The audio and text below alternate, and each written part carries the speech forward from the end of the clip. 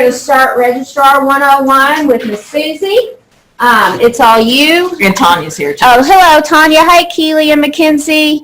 What I'm going to do is I'm going to get on my laptop and then I'll man the chat. So if they have questions, I'll be them and ask you. Yeah, because I guarantee you, because I'll be walking over to the smart board, that they probably won't be able to see me. So, and I am going to close those doors just because I know there's really no classes probably at this point. But Well, I'm getting ready. You're fine. All right, putting this down.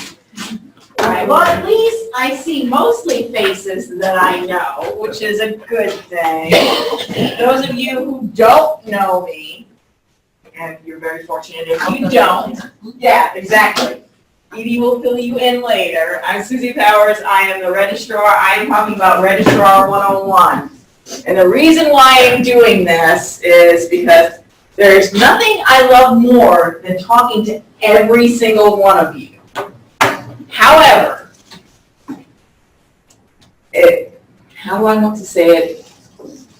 I want to say it that I'm always in the interest of getting a student an expedient answer, which means if you're having to come to me in some cases and I am not the person that can get you that solution, I'm wasting your time and I'm wasting the student's time. So I'm going to talk about some things, which is things that we have sort of changed in the registrar's office over the years. Hold on. Whew.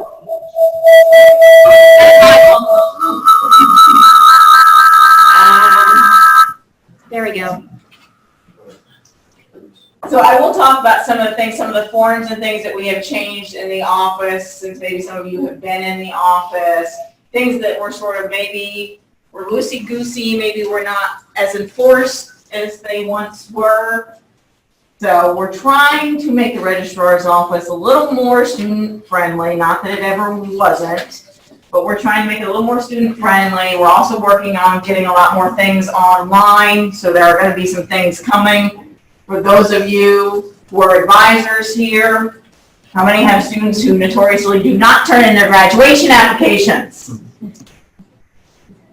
Van, I think you probably have a couple as well. Charles, you probably do too.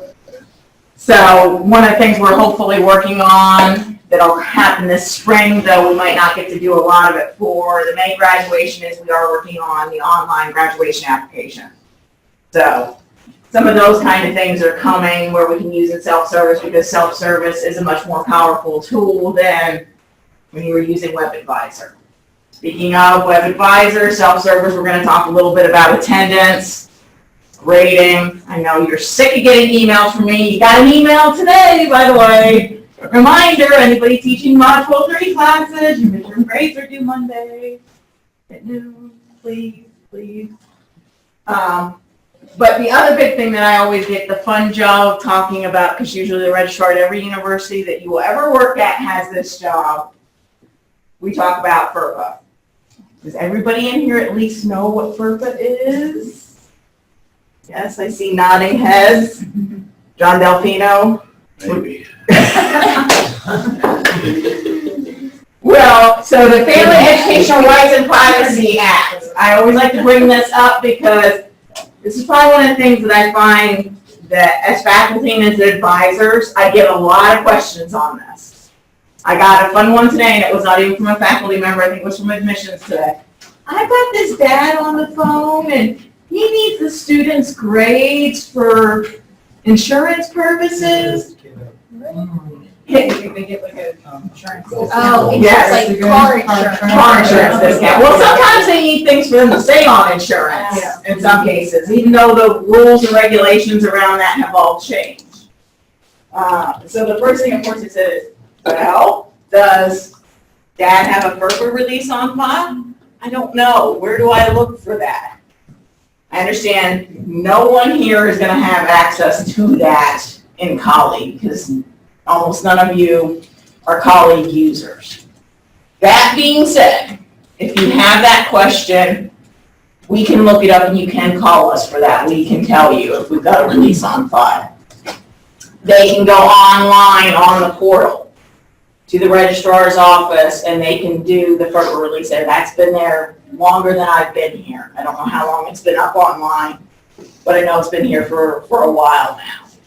Quick question. Yes, Are you the person we should ask that question to, or is there someone better? you can ask me, you can ask Linda. Craig should be able to access it as well. I mean, Doesn't- collectively, like. Collectively, yes, the registrar's office is probably the best one. I don't know if anyone else will really be able to give you that answer as quickly. Okay. Because even the business office calls us and asks us to look it up, even though I think they can look it up. That's what I was wondering, like, someone else had access, so we call them instead, or Yeah. not bother you? With that one, because it comes into us, I have no problem with people calling us on that. When you call me and ask me if the student has a balance, then I get a little grumpy because I can't access those screens in college. I used to be able to at my last job, I can't hear. So I can't help with that. There's no way they can put that into self-service, is some kind of like little checkbox or something, because there's gonna be times, obviously, that. But you guys are Right. advising them. I know I have a couple people who advise it, 10 o'clock at night in some Uh-huh. cases, so they can't. Yeah. Just a little checklist somewhere. The answer is, I don't think that it shows anywhere in self-service. However, as you ask that question, because I am not sure, that is a question I will put to Travis and the IT team and see if it is, because there is always that possibility that something is in there, but it's hidden, or we've hidden it for some reason. I will ask the answers. I don't think that there is. But I will ask. It's a good question. Yes, I will ask. Is it possible for online students to have their phone numbers in self-service? Where are you looking for their phone numbers? It should be in their profile, I would think. It's not in there. It's not in there. Well, we don't think we can get to it. It's like, I don't get it to our addresses or to the Not like phone we used to. number. And it's something we've asked for before. The answer is I can ask the question. Now, again, and I'm still learning this self-service. You have to understand, I'm used to 8.5 years of another college with Power Campus's self-service, which is still a loose end, but the products are night and day. So the answer is, an advisor in there would have had access to a student profile and would have been able to see all of that information. But I don't access self-service enough from your side of the system because I'm not an advisor. So it's hard for me to see what you see. So that being said, I don't know if it's something that we have for privacy reasons and security reasons, shut off, or if it's just simply not something that we're able to do with the way that this self-service is set up. But again, it is another question that I can ask. I know one of the things they did recently with one of the upgrades on Colleague was they actually started hiding social security numbers. So I know that was causing an issue. So again, it could be part of some of the security functions within. Other questions? Because those are two very good ones. And Ellen, you're gonna have to take notes for me on that because I'll probably forget when I walk out of here that I needed to ask those two questions. So Charles and Shannon. Are you gonna remember the questions? Probably not. Because I didn't write those. I was gonna say, I can remind you. email me and I will do that. Or those who see me on a regular basis and are around my office and come in for coffee can ask questions, can remind me. So I will do that.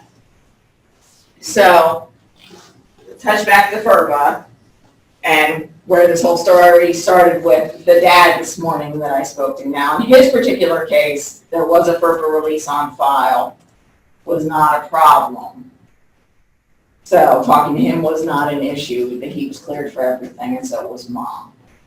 But for anybody who isn't cleared, obviously I can't talk to them, which means you also can't talk to them either. And I know how much fun you have when you get an unhappy parent who thinks because they're paying the bill that they should have access to everything. And unfortunately, when they get over the age of 18, they don't. Now, anybody in here besides me have dual credit students in their classes? Oh, the high schooler? Yes, Yeah. the high schoolers. Okay. Now, you get into those, they are a little different because they are high schoolers. So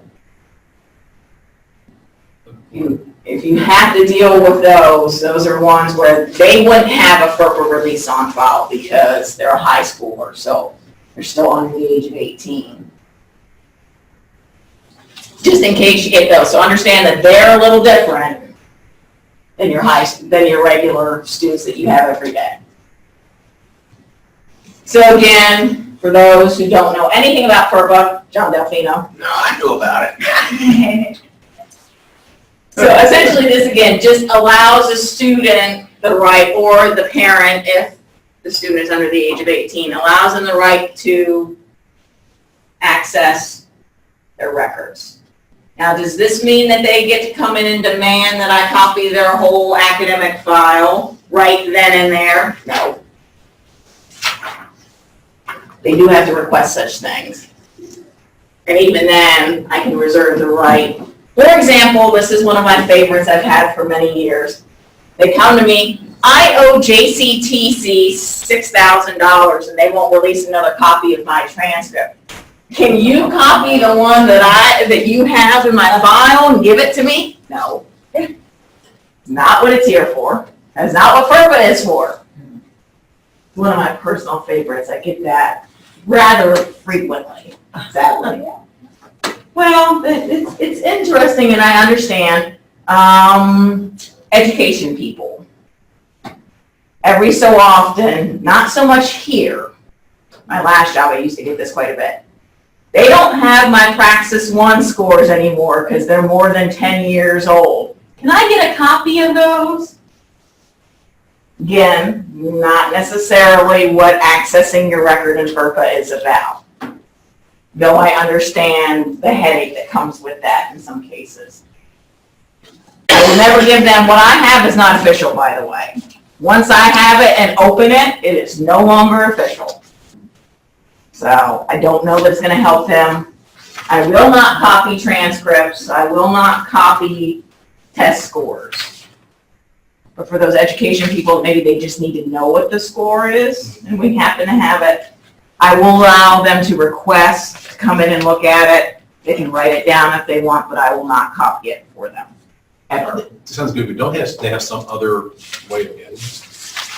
It really depends. I have heard over the years conflicting stories when it comes to both College Board, when it comes to AP and CLEP, along with Praxis. So some of them, they told me they simply can't get it. Some of them, it could just be that they don't want to spend the money to get it. Yeah, I was gonna say, sometimes when it's over a certain age, like I said, when you start getting into 10 years old, even with CLEP and AP, which is also transfer credit for those of you, that's another thing I'll talk about a little bit, is the transfer credit that comes through the office. So, but again, I know a lot of times when their stuff gets to be more than 10 years old, sometimes it's hard to get an old score. I've had people after 20 years come back and want scores. But educators that never got certified 20 years ago and suddenly want to get certified and wonder why they can't. Well, you didn't get certified and the requirements have changed because you haven't been in school in 20 years. So, but all right, so FERPA again, so we're all pretty cool with that as far as that is concerned. The other thing that I always get as well is this is just, did I pull the right one? Oh, this is the right one. Okay, good. A lot of times I get the request for what is directory information? What can I say without any sort of release? That student calls me and I'm trying to help them in that immediate moment. I can't find out if there's any release on file. What can I say? What can I talk about? Obviously, you've got the student's name. Now, I wouldn't suggest giving out an address, though address technically falls under directory information. I don't think anybody here is usually going to have access to the address to be able to do that. This more falls in under our end. We can release out. This is why we get all the fun, happy emails from the military recruiters and that kind of stuff asking us for addresses. telephone listing, email addresses, photograph again. Most of the stuff you are not gonna have access to, so you're not gonna be able to turn anything like this over anyway. Place of birth, major and field of study. Now that you might get, how many of you get requests for references somewhere along the line? You may not have anything specifically from the student. Yeah, maybe they didn't tell you that they put you down as a reference. Another one of my favorite things. So you can tell what their major field of study is when they were here. If you happen to know, they were in a, ED, were they in Psych High? No, but we don't have like. Well, I thought, again, last job had it there, but throwing that out, again, knowing that would be your field. Let's see, degrees, honors, and awards received. So again, maybe, if they're in the psychology department and they got a special award for that. Those kind of things you can release. Again, if they attended here. I would not give out the student ID number. The student ID numbers here are not tied to a social at all. I just wouldn't. I'm just weird like that, but it does technically fall under directory information. I do get students that call me and say, I can't remember what my student ID number is on the phone. Yes, you can send them to us. I will make them give me something identifying before I release what it is. But I can help them with that, when they can help them with that, Craig can help. Yes, ma'am. They can always go to their profile page in Moodle. Mhm. It has their ID number on it. Yeah, notoriously, they cannot remember what their student ID numbers are. But I would suspect that they probably don't know their login information at that point. But it is under the profile page in Moodle. There's a lot of things I think that are out there that the students have access to, and I think they just don't like to spend the time to figure out where it is in that immediate moment. We're dealing with the generation of they want to have that immediate gratification, so they don't want to take the time. So student ID number, go into that. Let me see. I can't remember if there's anything a little further down. I don't think that there is. Susie, by grade level, is that freshman, sophomore, junior, senior, GPA? Yes. That is, yes. So when they talk grade level, yes, they're talking sophomore, junior, senior. Like, we can't give them the GPA, can't give out GPA. Correct. You cannot give out those GPA. And I do get asked that quite a bit. So again, if they are giving it, if it is a reference and they want their GPA, they're gonna have to request it and allow us permission to release it.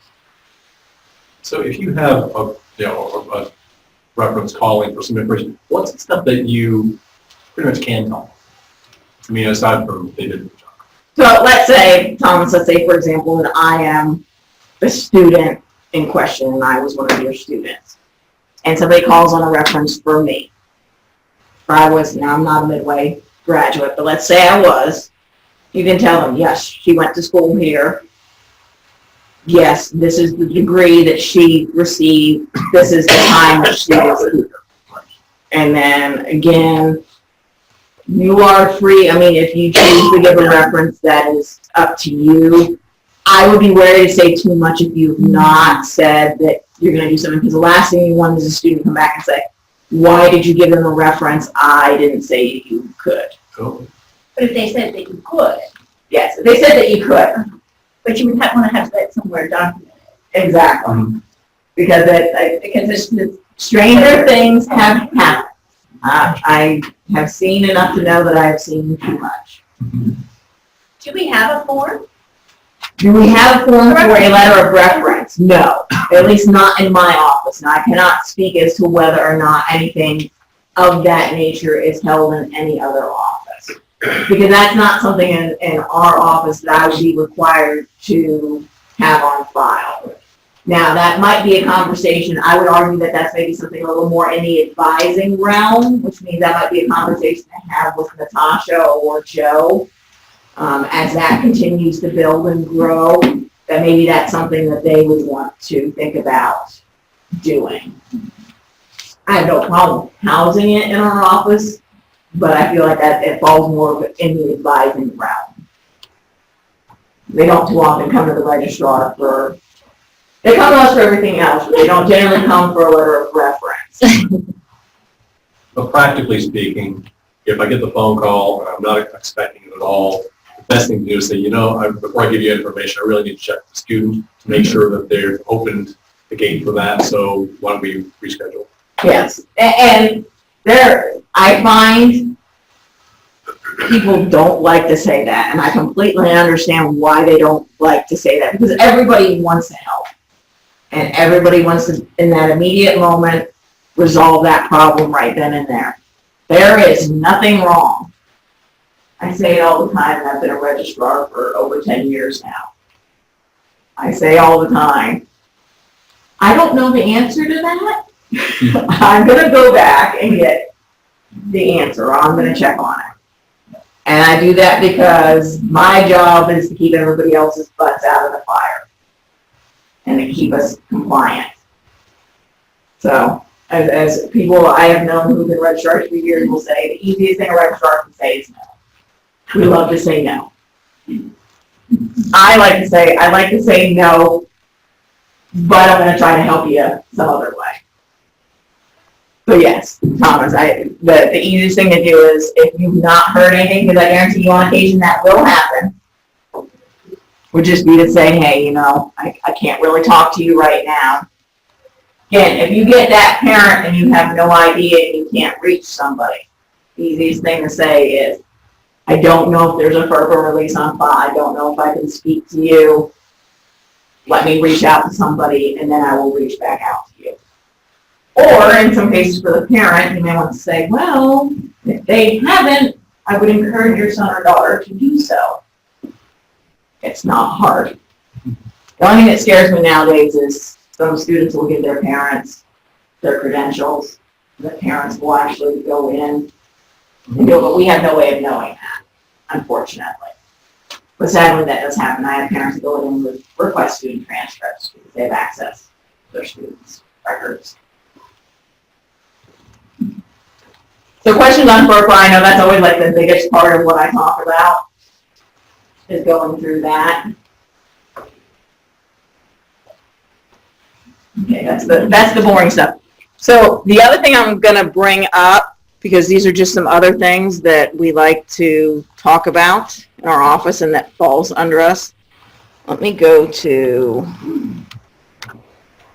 the portal. Tanya, have I put you to sleep yet? She's on mute. She is on mute. I know she is. She is laughing. All right.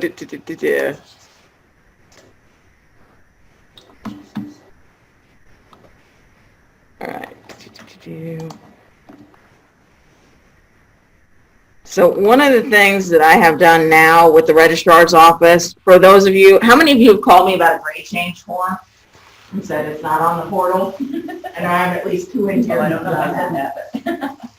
Well, because I think I said, oh, I thought it was out on the portal, and it wasn't. I've gone out and put a bunch of the forms that I most typically get phone calls about out there. I apologize that they were not out there. I didn't know they weren't out there. Part of the things I've been trying to do in the last year and a half is trying to make this a little bit more user-friendly.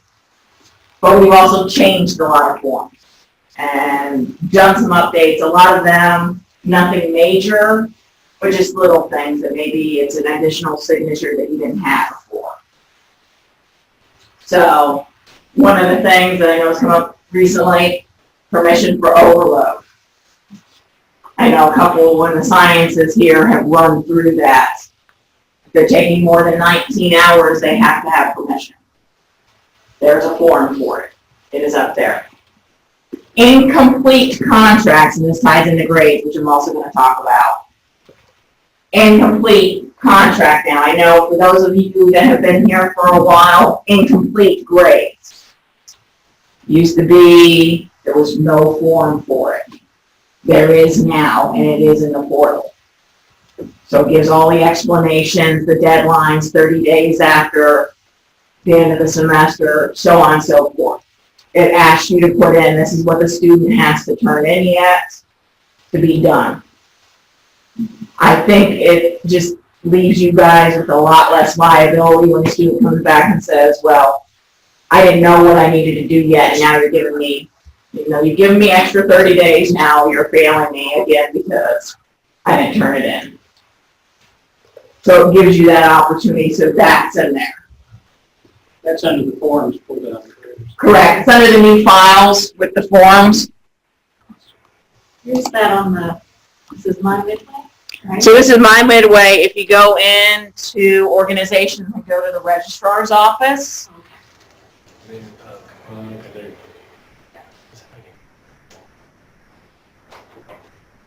so I mean, this one is on here. Obviously you see the purple form is on there, but these are actually under files.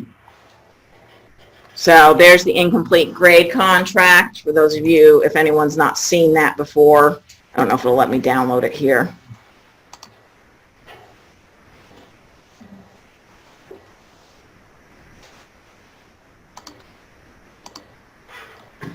And this may look a little funky because of the way that this, there we go. So again, it gives you all the information. You can tell I don't use the smart board that much. But again, it gives you the reasoning behind it, because again, your dean has to sign off on this. I can't tell you in the last year how many where the instructor has signed off on it, the faculty member has signed off on it, and the dean says, no, it doesn't meet the criteria. And then it sits in limbo, and I'm searching for a missing grade because the faculty member understandably did not want to enter and have a grade if they didn't have to. And I understand that.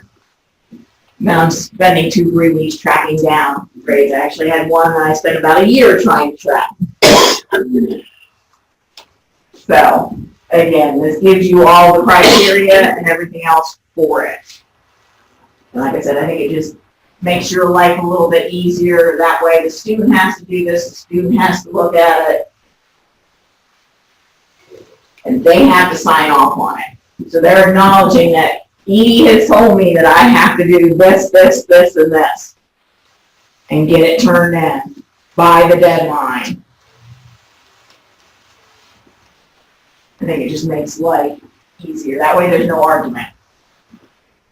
Does it matter the order that those are signed? Like the instructors do probably do it together, but say I'm doing it for the student because they emailed me why they just put the final, and then can I then take it to Charles and then have the student sign it, or does it?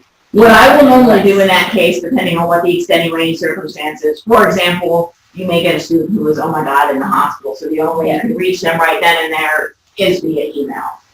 I always say in that case, just attach the email to it, and if we get the student to sign later, then we'll get the student to sign later, but understandably, I know there are circumstances and we are trying to work with that student. So, yes. Other questions on that particular one? So I know that one is definitely new to you guys. I don't know even if all of you knew that it was now existing. Yes, I know that's another thing that we're going to try to work on is communicating, which is part of the reason why I'm doing this as well. And it's not just FERPA, it's talking about some of these forms as well. So that's the incomplete grade contract. Obviously, when you get everything in, or done, in some cases, grade change form. So I need the grade change form in order to give them their final grade. Also, if you have issues with your grading in Moodle, I get that all the time. You need to change your grade, something was thrown off in your calculations, grade change form, signed by you and your dean. And it should go to your dean, it really shouldn't go to me. It will go to me for processing when it's all said and done. But as much as I need the exercise, I don't always walk it over to the other office to get signed. I do not take that responsibility on me. So grade change form is on there. I'm going to talk a little bit about, since we're talking about grades as it is, because it's one of those favorite things, attendance and grading in general, submission. How many people are still having any issues with getting their grades submitted through self-service or WebAdvisor? If anybody's still using WebAdvisor, I don't use it, but okay. Then I'm fortunate. I think it tends to be the adjuncts that seem to be having issues with it.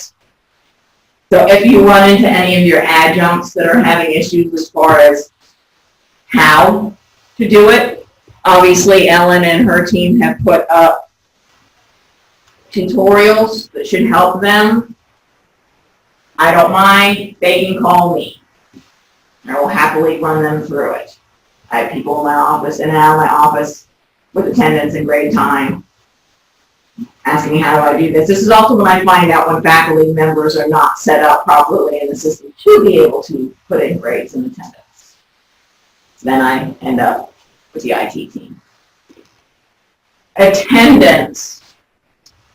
This has been pressed upon a lot more in the last year, I think because it's coming up as an issue on the financial aid front with federal reporting for attendance, as far as us needing to get things back on the financial aid front, as far as disbursements that need to go back, things of that nature, are getting to be really, really important.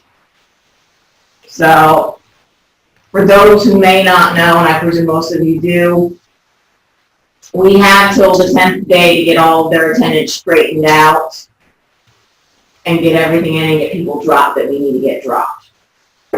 That means by the end of that first week of class, that Monday at noon, for every spring and every fall, I need attendance. If you have a question, if you're not sure, trust me, I have students and I question sometimes what I need to do with them. Please ask. Johnny Dean works very closely with me on this. He actually does a lot of the phone calls because I'm usually doing other things, but he's actually making phone calls out, emails out to the students. Please, I get this also quite frequently, please do not assume that just because you marked a student as PN, that we are just automatically going to drop them. We do look, especially if you're teaching an online course, it's a little different if you've got an in-seat class, but if you're teaching an online course, we do go in and look. Johnny Dean does, I don't. He goes in and looks to see if they have actually gone in and logged into the class and participated. We do try to save as many as we can. We know there are some that we cannot, but we do try to do that. I have repeatedly gotten emails, well, I marked the student as PN, I just automatically presumed that they were going to be dropped. Please don't. Please. And I also know some faculty members are very strict because of the nature of their course, where they haven't done anything that first week, they may not be able to catch up anyway. Now, I don't know every single one of those classes. I wish that I did. If you happen to have a class that is in that sort of scenario, please tell us. Is it on us if they haven't been, didn't do the assignment, we mark them PN to go back, other than the emails we're sending all of the students? Are we to act an advisory role at that point if they didn't check in? Or what I would do is, in those particular cases, I always say for somebody in that first week, I kick it to Johnny Dean at that time when you're turning it in, because again, we don't always know if there's something else going on. So if they are, I always suggest that you reach out to the student. I know I reach out to my students, but I'm teaching one class, and I'm the registrar, so it's just naturally, that's what I do. But I understand if you're teaching 3, 4, 5 classes, it may not be so easy for you to reach out to a student. I think it's just like an email, but usually if they haven't shown up for class or they're not logged in, then they're not responding to emails either. So Yes. that's it. And plus, with the way it goes with us before I do PN is that first week of class, you ask for attendance the very next day. There's not time to know whether or not they've done, if their assignment, they have until Sunday to complete it, then. It's a hard thing with, especially with the online class. There's not a communication time between that, I guess, because you're checking the next day. Correct, and that is also why we, even though you may report that on Monday, let's say that student comes to you on Tuesday, for example, all of a sudden, you know, the seventh aunt passed away the first week of classes, and they didn't do anything, and then all of a sudden Tuesday they get an email, and they're like, no, oh my goodness, I want to stay in. You know, that's why we still have those couple days where, again, we can adjust attendance. And I've had cases. I've had international students, as much as we have impressed upon them that they are supposed to be back and not miss the first week of class. Well, we worked it out too, especially when you have labs and you meet just one day a week. Yes. Sometimes that isn't that first time. We've always worked it out. Yeah. And again, that's why I always tell everyone, you know, reach out to your student, but reach out to us, reach out to myself or Johnny Dean. What I usually do is if you guys send me something, I kick it on to Johnny Dean because he's usually tracking it a little closer than I'm able to do with the other things that I'm doing. But we do that and we do try to work it out. I don't know if that helps. It is, I didn't know, no, I thought my responsibility was to the PN if they never showed up, and then I know Johnny Dean has come back and asked if any, you know, after they talked to a student, but my understanding was that was the process, that I did a PN, you all take it from there to reach out to the students, and then someone lets me know whether or not there's. And we will let you know. Or that kind of. Yeah, we obviously, if there's something's going on, we will not let them back. And my favorite is, you know, they come in after ad drop and they suddenly want to be in a class that's now a week gone. Those obviously we do not put any students in without having spoken to the faculty member for that class first. And I don't change the PN usually unless they've done that first week assignment, because that's how you check. Yeah, and I know, and I think even sometimes if you guys do change it in there, I don't think it changes on my end in colleague. So sometimes I end up having to actually go in and make the change for you because it doesn't feed that way. Once you've submitted it, it's in there. It doesn't always update. The other thing that I get too sometimes which throws everything off is I have had people put yes and no in there, or I've had yes and P. Please use PN or PY. It messes with the report because it's funny, the report will not even pull it if you put another letter in there. It will not. Don't put your grades in there either. I've had that happen on a couple occasions. Grading, the same thing. This is just impressing upon deadlines. Again, for the full-time members of the faculty that are here, it's usually not an issue. But if you have adjuncts that you're friends with or that you're dealing with, again, I know because I'm an adjunct as well. I just have the luxury of being here all the time, which they don't. Getting things in a timely fashion. I know we want to help the students. I know we want to give them extra time. But it was killing me in December for all of our Panamanians to try to get everything in and get them straight and get them cleared. So again, I cannot impress the timeliness enough. And I do apologize sometimes when the calendars are not as right as they should be. I'm working on that as well. So, okay, attendance, grading. I have to look through my list of everything else. We talked about grade change, we talked about incompletes. Changes of major. One of the things that's going on with that now is I do believe we've got the advisors signing it. So the majority of everyone in here I know, and everyone is advisors in here. Just a reminder with changes of major, once we get past ad drop, because we're having to do reports out to the clearinghouse, we cannot change that student until the end of the semester. So I get this a lot. Student will come in, oh my goodness, I turned in the change of major, but it's not changed in the system. Which means you, as advisors in self-service, cannot see their new plan.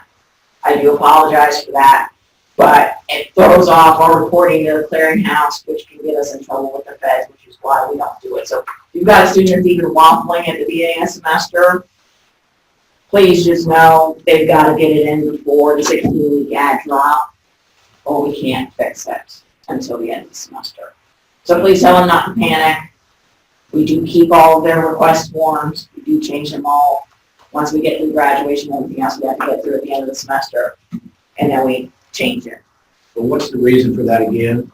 It has to do with the reporting that we do to the clearinghouse. If we do a change of major, it throws things off in the reporting, creates issues, so that's why we don't, after ad drop. We can do it up to that point, because we're not, any reports that we're sort of sending at that point are not official, but once we get past the ad drop dates and everything is finalized, we start changing majors, it just creates all sorts of domino effects in the reporting with the clearinghouse. But I would imagine, and I don't know if I've done this, but I would imagine if a person changes the major in their fall and changes the spring, and it could affect what courses they need to take in that new major, I'd be inclined to put them in. Well, and the other thing I know, because I know this has happened to you, John, on I think on a couple of occasions where they've been changing. Like we're told, hey, the student's going to change, so here you go. Yes. Oh, It's a pain in the butt, you just have to Another move the show, other another program in their house and their self-service. Yeah. Add a program in self-service. Yeah, I was gonna say, you should be able to, but if it's, and I always say, if it's creating any issues, or if I've gotten on a couple occasions where I can't get the student registered for the classes because I'm not their advisor, or this is not their program, I can't add them as options for them as approved courses in their plan. Please, please, please reach out to us, email us, we will help, we will happily do it. I don't like to do things that way, but I understand. It's just tricky, like, I had someone last semester want to change from biology to criminal justice, and they were wanting to sit down with me for advising, like, what kind of class should I take? I think I remember talking about you on that. Yeah, we did, because we were like, oh, things about like change. I just said, well, look, you're a freshman, let's load you up with gen eds that'll help you, and then, as soon as the semester switches, you're gonna move to Dr. Whiteford or someone who knows, and she can adjust it. Yeah, but we, like I said, we can definitely help with that, but just because, again, I get that occasionally from students, because they think, oh my God, the registrar's office didn't do what they were supposed to do. No, we couldn't do what we were supposed to do. So, change of majors, change of schools. This is another one that's also sort of, this has changed, or I believe we have listed out here as the inter-college transfer form. This, we're sort of transitioning it out of the registrar's office. I know historically you guys have come to us for that. It's going to be hopefully transitioning out of our office and into advising. So you'll be going to Natasha or Joe to get it. But as it sits right now, we still have it. So changing from traditional to EON, changing from EON, which I think Charles probably gets this a little more, changing maybe from EON to a traditional student. You guys are mostly going to get traditional to online if they're going to go there. One of the things with that we've transitioned to now is you as an advisor, whoever's currently advising them, is going to be signing off on that. Or somebody in advising along with, they have to go through the business office, the financial aid office, and get signed off. Just because they have to know what's going on and the changes that are happening. Because I think so many times, and I think, Becky, you get this a lot more maybe in nursing, where they're looking at it because they're looking at a funding issue or a funding deficit, and they're trying to find the best way to do it, but I think they don't always understand, for example, that some of those scholarships they may have had as a traditional student they're not going to get as an EON student. So it's not really helping them in some cases, it just depends, but they need to sit down with somebody. I say this all the time when I hear somebody making that change, especially in nursing. Have you talked to financial aid? Do you know the repercussions? Because I know a lot of times you guys have spoken to them about it, but I don't know that they followed through and done. I'm not nursing. HCA. I like to say that. Yeah. I'm there for I think that Well, but they'll do it as free nurses as well, they'll flip back and forth again as a funding.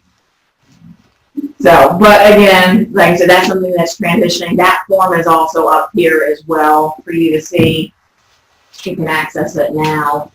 Let's see, I know, I'm trying to get everything done. So we talked about registration. Linda, Craig wanted me to remind you just as well that if they're gonna be graduating, you need to turn in graduation applications. They do. They were already due for. I'm sure that's done. Oh, we still got a couple that we're hoping here. Again, my hope is, I'm working on, I've been doing some testing with it, I'm hoping here in the next week or so that the online one will be live. What I don't know yet is whether or not they'll be able to go online and do the application, the payment for it. As a sidebar too, because I know Dan's got graduate students. Anybody else have graduate students besides Dan? I will eventually. Okay. So for those of you that have been here for a little while, it used to be $200 for the graduate students and $100 for the undergraduate. It's now $100 for everybody. I know that used to be a little bit of a sticking point, so that has changed. And like I said, I don't know if in self-service they'll be able to apply. They will only be able to apply for the program that we have in the system, which means that they have been trying to get a different degree and have not bothered to change their major. They'll find out at graduation time that online they won't be able to put some other degree on there. So it'll only allow them to apply for what's there, which is good on our front. But hopefully it'll get the students to realize, maybe I need to do something that I haven't done. So, but I'm hoping we'll also be able to link to do that they can go in and get into the business office and make the payments there. And I'm also hoping we'll be able to put the links into the cap and gown information as they need it, which I know that's something also the vendor has changed. So that will be coming up. What else am I missing? Oh! Because we get this phone call all the time. Military. I know everyone knows Craig. I know everyone loves Craig. Craig only does VA benefits.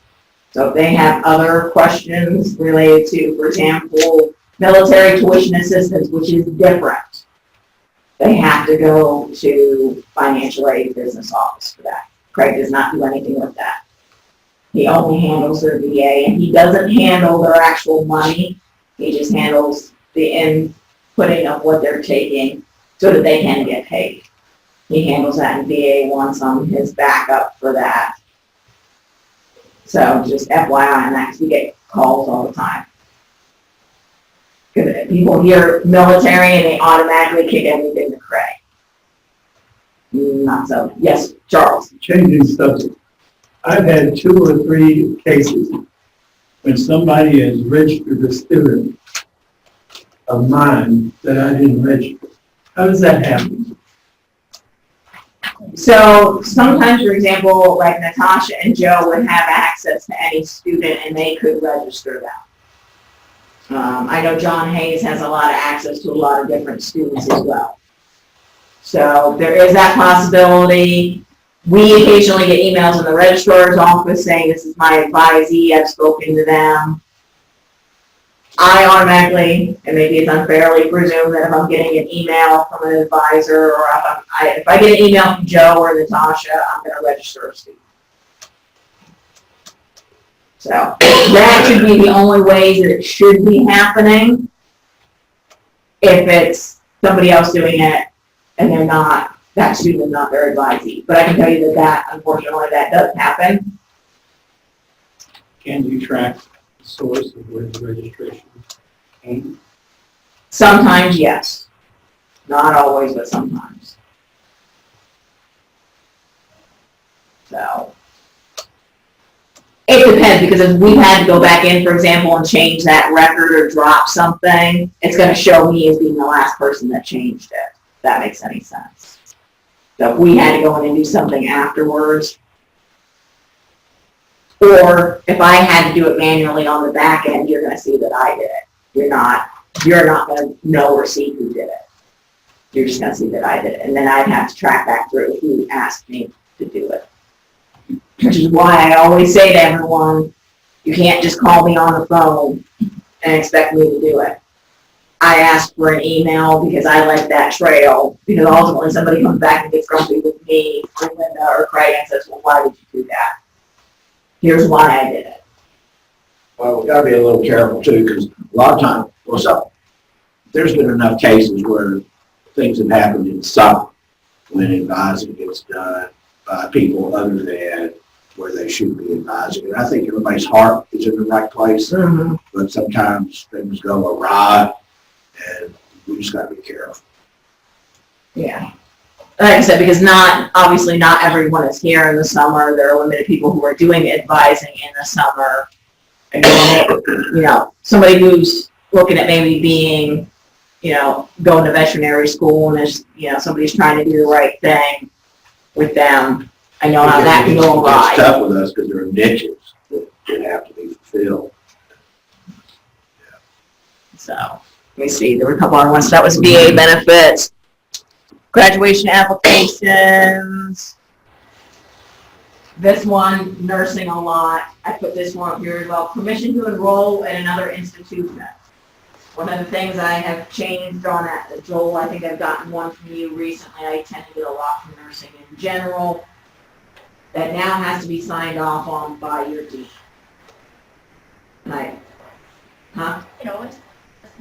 No, not on the form it wasn't. It was always just the advisor and the registrar had to sign off on it. I will tell you right now, the reason why I did that is because, especially for nursing, I do feel like sometimes students will try to do an end run around to take something someplace else when maybe they should be taking it here.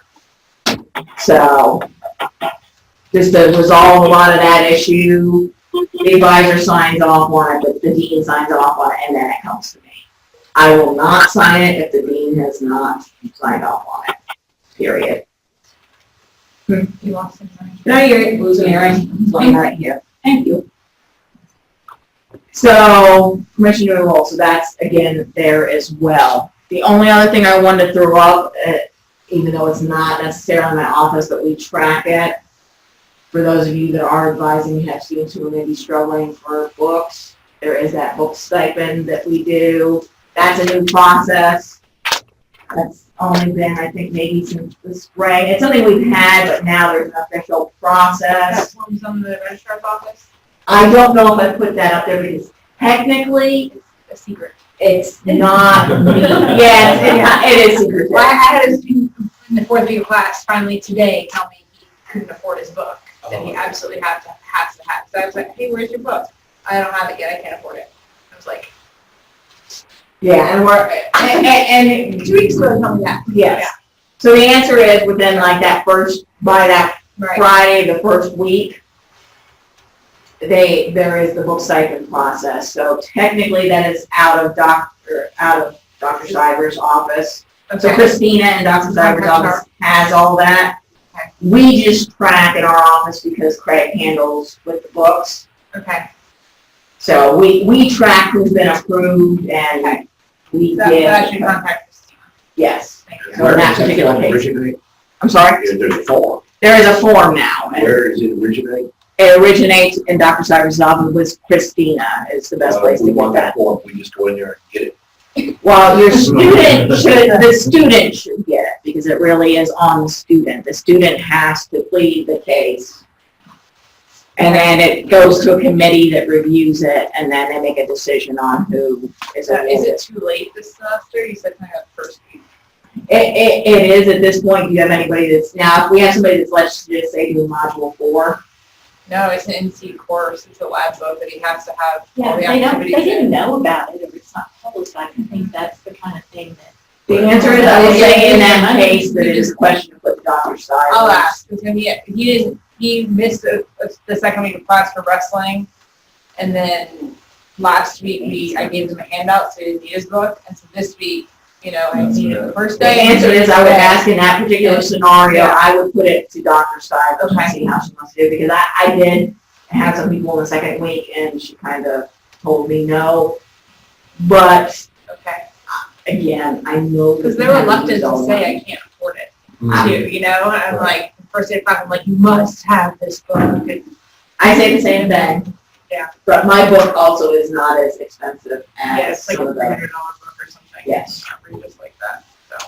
So yes. Okay, The answer is I would put that question to her, but for those of you that have not heard about that before and that is an option, again, that is housed out of Dr. Stiles' office. We track it, Craig and I track as far as who's been awarded, because we do go back and look at somebody historically always asking for more money, because we do try to spread it out Right. to other people as well, because we get $2,000 a year, which is not a lot, but it's still something. something, right. So, Yeah. I know it's getting to be 4, is it 4:30 now? Okay, I really want to let you guys go. Thank you, I know this is all kind of boring stuff, but I hope it's all good information.